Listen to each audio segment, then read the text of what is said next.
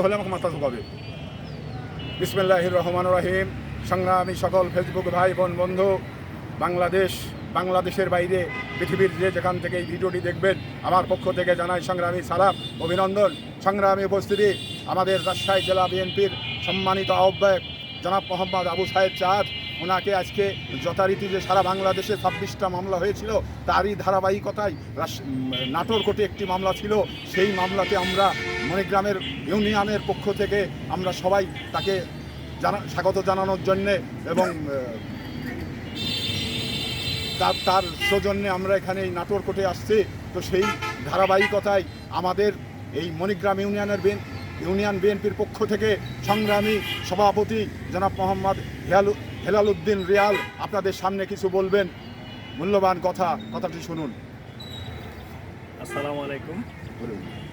আলহামদুলিল্লাহ, আমাদের রাজশাহী জেলা আহ্বায়ক জনাব মোহাম্মদ আবু সাহেব চাঁদ আজকে এই নাটোর সদর কোর্টে জামিন পেয়েছেন। এই জন্য আল্লাহর কাছে শুকরিয়া জ্ঞাপন করি। আলহামদুলিল্লাহ, আমরা বারবার একটা কথা বলতে চাই, তিনি একজন অসুস্থ ব্যক্তি। তিনি একটি কথার কারণে আজকে 26টি মামলা একের পর এক তাকে হয়রানি করা হচ্ছে। এই সরকার এই হয়রানিটা করা আসলে আমাদের মনে হয় ঠিক হচ্ছে না। তা আমরা এই সরকারকে বলবো যে আরও যেগুলো মামলা জামিন হতে বাকি আছে, অবিলম্বে এই মামলার জামিন চাই এবং জনাব মোহাম্মদ আবু সাইদ চাঁদ ভাইয়ের মুক্তি চাই। এই বলে আমি আমার সংক্ষিপ্ত শেষ। ধন্যবাদ মণিগ্রাম ইউনিয়নের সফল সভাপতি হেলাল উদ্দিন রিয়াল। তো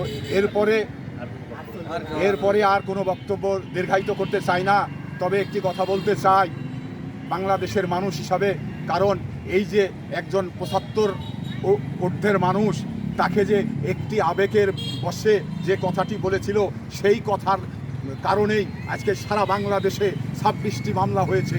একজন সে অপহরণ করা মানুষ, তাকে যে এইভাবে পুলিশ এবং বাংলাদেশের এই রাষ্ট্রীয় ক্ষমতায় যে সমস্ত ফ্যাসিস্ট যা আছে, তারা এই সমস্ত একজন মানুষকে যেভাবে টানে নিয়ে বেড়াচ্ছে, এটা বাংলাদেশের জন্য একটি লজ্জাস্কর বিষয়, বাংলাদেশের জন্য এটি কলঙ্কময় অধ্যায়।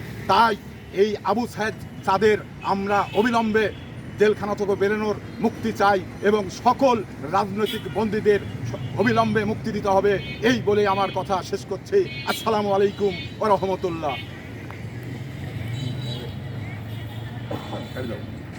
কাটা গুনে হ্যাঁ।